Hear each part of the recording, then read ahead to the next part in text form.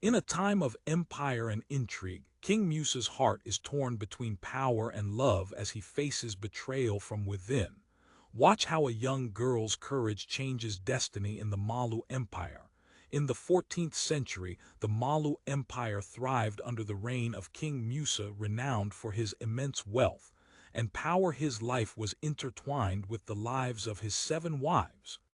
Solon, mother of his first daughter Inari, Cunate, daughter of a powerful king and a skilled diplomat, Nanat Triban, a cunning beauty with secret ambitions, Fatima, a devout Muslim and patron of arts and sciences, Amina, a warrior princess from the Hausa kingdom, Zara, an exotic woman from Morocco, and Leela, an orphaned girl whose destiny took an unexpected turn. This tale explores Musa's epic journey, his relationships with his wives, and Leela's struggle to find her place amidst palace intrigue. One day, after a successful raid, Musa surveyed the captured villagers. He instructed his men to bring the women and children to his camp, intending to decide their fate later. As he walked among them, he noticed a young girl who stood apart. She possessed dark skin, curly hair, and striking green eyes. Her simple dress was torn and stained, reflecting her fear and defiance. When their gazes met, Musa felt drawn to her. "Who is this girl?" Musa asked the general overseeing the raid. "Her name is Leela, my lord.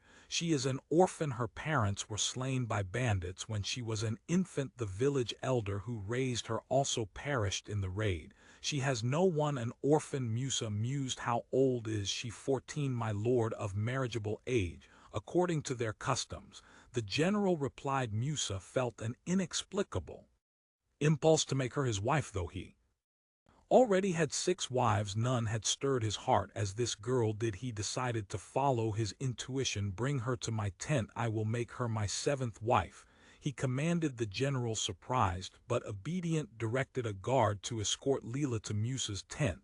Leela offered no resistance. Understanding her powerlessness, she could only hope for kindness and prayed for mercy. Unbeknownst to Leela, her arrival had ignited a storm of jealousy and resentment. Nanat Triban, one of Musa's wives, seethed with hatred for the new addition. She envied Leela's youth, beauty, and innocence, but most of all she resented the love and favor Musa seemed to bestow upon her. Nanat Triban harbored secret ambitions of ruling the Malu Empire with or without Musa. For years she had been plotting to overthrow him, manipulating officials, generals, and advisors. She had built a network of spies and informers waiting for the opportune moment to strike. Leela's presence had become a threat, winning Musa's affection and the admiration of the people. She was seen as a symbol of hope and grace, inadvertently thwarting Nanat Triban's schemes. Driven by her unyielding ambition, Nanat Triban resolved to eliminate Leela. She contacted Bakari, a trusted assassin, arranging a clandestine meeting to deliver her instructions. "Bakari, I have a task for you, a lucrative and prestigious task. If you succeed," Nanat Triban began, "I want you to kill Leela, Musa's 7th wife." Bakari was taken aback. He knew Leela was beloved by Musa, and that killing her would be a perilous endeavor with dire consequences. "My lady, are you certain? Do you comprehend the ramifications of such an act?" he inquired. "I am certain, Bakari. The consequences are of no concern to me. I only care about the outcome. Leela must die. You are the most skilled assassin in the land. You can accomplish this, and I will reward you handsomely. Half of my wealth and power will be yours. You will be my partner, my king." Nanat Triban declared, her words laced with deceit. She had no intention of sharing anything with Bakari, planning to eliminate him once he completed the task. Bakari, blinded by greed and ambition, succumbed to temptation. He believed he could assassinate Leela and escape with Nanat Triban's help, becoming her partner and ruler. His foolishness led him to accept the assignment. "Very well, my lady, I will carry out your wishes. I will kill her," he affirmed. While Nanat Triban plotted Leela's demise, Musa faced threats from external forces. Abu Bakr, the ruler of the Sana Empire, harbored envy and resentment towards Musa's wealth, power, and fame. He desired to break free from Malu's domination and conquer its territories. Abu Bakr was an ambitious, ruthless, and cunning leader. He commanded a large and loyal army composed of skilled cavalry, infantry, and archers. He had also enlisted mercenaries and forged alliances with Musa's enemies such as the Tuareg nomads and the Mossi kingdoms. He was a devout Muslim, a patron of learning and culture, establishing mosques, schools, and libraries in his capital Gao. He sent emissaries and scholars to Egypt, Morocco, and Arabia to foster diplomatic and trade relations. Handsome and charismatic, adorned in fine clothes and jewelry, he was a formidable foe and a worthy adversary for Musa. Meanwhile, Bakari lurked in the shadows near Leela's chamber. Disguised as a palace guard, he had bribed his way past the sentries, concealing a poisoned dagger and a vial of acid. As Leela emerged from her chamber, cradling her son and humming a lullaby, Bakari seized his opportunity. He lunged at her, aiming the dagger at her heart and the acid at her face. His intent was to kill her swiftly and disfigure her beyond recognition, but he underestimated Leela's instincts, sensing his presence and malice. She turned and evaded his attack with swift movements. She kicked him in the groin and elbowed him in the face. As he staggered, she grabbed his dagger, stabbing him in the chest, and twisting the blade, she watched him fall, feeling no pity or fear, only relief and anger. She picked up her son, unharmed but crying, and embraced him. She thanked God for their safety. Then she spat on Bakari's lifeless body and called for help, alerting the guards. She recounted the events, exposing Nanat Triben as the instigator. Leela's accusation sent shockwaves through the palace.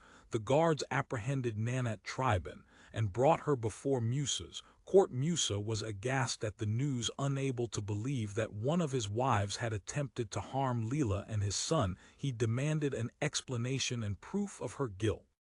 Nanat Triben vehemently denied the charges, claiming her innocence and accusing Leela of fabricating the story to eliminate her rivals. She painted Leela as a schemer and a danger to Musa and the empire. Musa found himself torn, unsure whom to believe. He trusted Leela but also respected Nanat Triben. He asked Leela to present her case and convince him of the truth without concrete evidence. Leela relied on clues. She presented the poisoned dagger and the vial of acid, claiming they were the same weapons Nanat Triben had used in the past. She revealed that she had discovered these items in Nanat Triben's secret chamber, along with other incriminating evidence. Leela then presented a letter she had found in the chamber.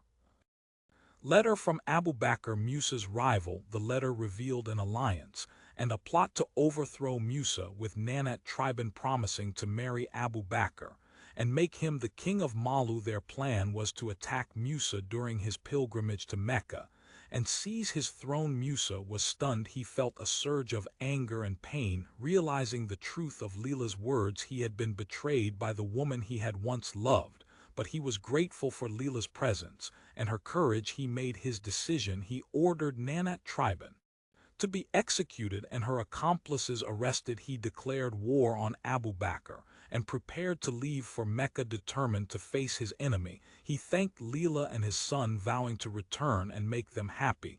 Musa returned from his pilgrimage victorious, having defeated Abu Bakr and reclaiming his lands and glory. He was welcomed by his people with joy and gratitude, especially by Leela and his son. Musa embraced them, bestowing upon them gifts and honors. He made Leela his queen and his son his crown prince. He ruled his empire with wisdom and justice, promoting peace, prosperity, and culture. He supported arts, sciences, and religion, building monuments, schools, and mosques. He was respected, admired, and loved by his subjects and neighbors. He was the greatest king of Mali, living a long and happy life with Leela, his son, and his other children. He died peacefully, surrounded by his family, and was remembered and praised by his people and the world. The story demonstrates the power of true love over greed and betrayal. Musa and Leela's love triumphed over Nanat Triben's envy and malicious schemes. What did you think about Leela's courage? Share your thoughts in the comment and subscribe for more epic stories.